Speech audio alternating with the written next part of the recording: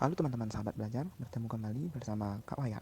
Nah, pada kesempatan kali ini kita akan belajar biologi tentang virus. Nah, yang pertama kita akan bahas tentang definisi virus. Nah, apa sih itu virus? Nah, virus itu berasal dari bahasa Latin yaitu virion. Nah, virion ini berarti racun. Nah, virus dikatakan sebagai racun karena hampir semua jenis virus dapat menyebabkan penyakit. Penyakitnya itu baik pada manusia, hewan, maupun tumbuhan. Nah, contohnya pada manusia bisa kita ketemukan manusia terkena virus HIV/AIDS. Kemudian pada tumbuhan kita bisa lihat ada virus tobacco mosaic virus. Lalu pada hewan kita bisa lihat ada virus rabies pada anjing. Oke, definisi virus itu artinya adalah racun yang dapat menyebabkan penyakit pada manusia, hewan maupun tumbuhan. Selanjutnya, kita akan bahas karakteristik dari virus. Nah, yang pertama itu adalah aseluler. Nah, virus itu dikatakan aseluler. Jadi, virus tidak merupakan sel. Ya, jadi dia tidak dapat melakukan metabolisme. Ya, sekali lagi, virus itu bukan merupakan sel sehingga dia tidak mampu melakukan metabolismenya sendiri. Oke, selanjutnya karakteristik virus yang kedua yaitu hanya dapat memperbanyak diri di dalam tubuh makhluk hidup. Nah, si virus ini hanya dapat memperbanyak dirinya di dalam tubuh makhluk hidup. Ketika ia berada di luar tubuh makhluk hidup, maka dia tidak bisa memperbanyak dirinya. Karena itu tadi, dia bersifat aseluler, bukan sel, sehingga dia tidak dapat melakukan metabolismenya sendiri. Ketika si virus ini sudah masuk ke dalam tubuh makhluk hidup, maka dia mampu melakukan perbanyakan diri, karena mereka mampu melakukan metabolisme. Metabolismenya bagaimana?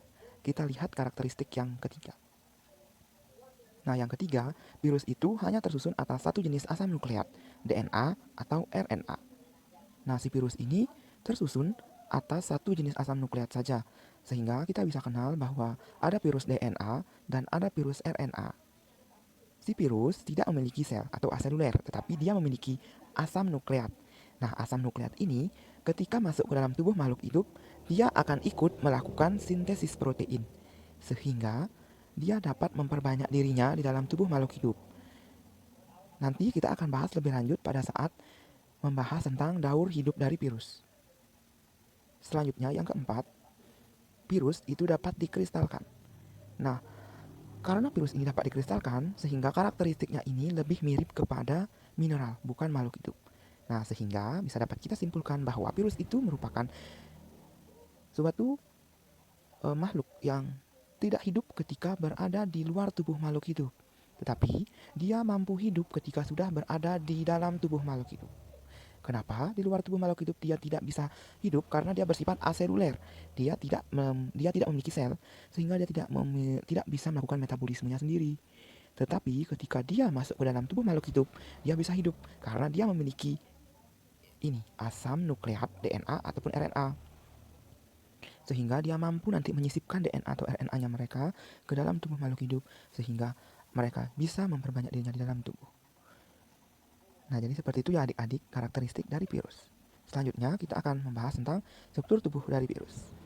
Nah, di sini sudah ada beberapa jenis tubuh virus. Yang pertama bakteriofag T4 dan adenovirus serta HIV retrovirus. Nah, kita bisa lihat secara umum bahwa struktur tubuh virus itu terdiri atas kepala, bagian kepala yang terdiri itu dari kapsid. Nah, ini bisa kita lihat bahwa kepala dari bakteriofag terdiri dari kapsid. Nah, virus bakteriofag ini merupakan virus DNA. Ya, asam nukleatnya cuma satu yaitu DNA saja. Nah, di sini kepalanya itu berbentuk polihedral, ya, memiliki banyak sekali sudut. Nah, kepalanya itu terselubungi oleh kapsid. Nah, selanjutnya di sini ada ekor, kemudian ada serabut ekor, dan di sini ada jarum penusuk ya yang digunakan untuk menusukkan bahan genetiknya atau DNA-nya ke dalam tubuh. Nanti dia akan menginjeksi inang seperti ini misalnya, ini inangnya, kemudian dia akan menusuk menggunakan ini. Setelah dia nempel, barulah DNA yang ada di kepala virus masuk melewati ekornya lalu masuk ke dalam tubuh inangnya. Oke, selanjutnya kita akan membahas tentang struktur dari adenovirus.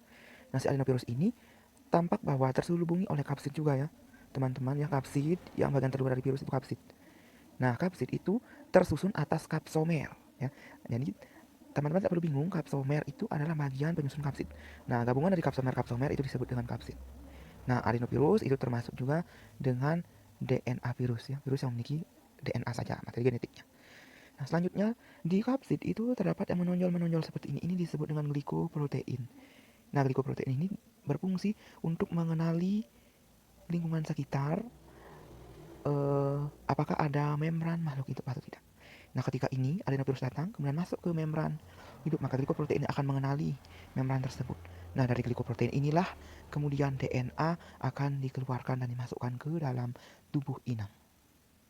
Selanjutnya, itu adalah HIV retrovirus.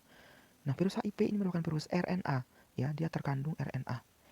Nah, dia ada selubung kapsid yang menyelubungi RNA. Kemudian pembungkus virus itu terdiri atas matriks protein dan glikoprotein. Yang paling luar ini yang menonjol ini ya teman-teman, itu glikoprotein. Kemudian yang ditempeli oleh glikoproteinnya disebut dengan matriks protein. Jadi sama bentukannya glikoproteinnya dengan adenovirus, nanti dia akan menginfeksi tubuh inangnya melalui si glikoprotein ini. Seperti itu. Nah, jadi ini teman-teman struktur tubuh virus, dan secara umum ada yang disebut dengan kapsid. Pada bakteriopah itu terdiri atas kepala, ekor, dan serabut ekor. Retrovirus itu terdiri atas kapsid dan ada glikoproteinnya. Selanjutnya ada HIV virus, itu terdiri atas glikoprotein, matriks protein yang merupakan pembungkus dari virus tersebut. Lalu di dalamnya baru terdapat kapsid. Nah, itu tadi pembahasan kita mengenai virus. Sampai jumpa di video selanjutnya yang membahas tentang reproduksi virus. Semangat belajar, Sobat Permata Belajar.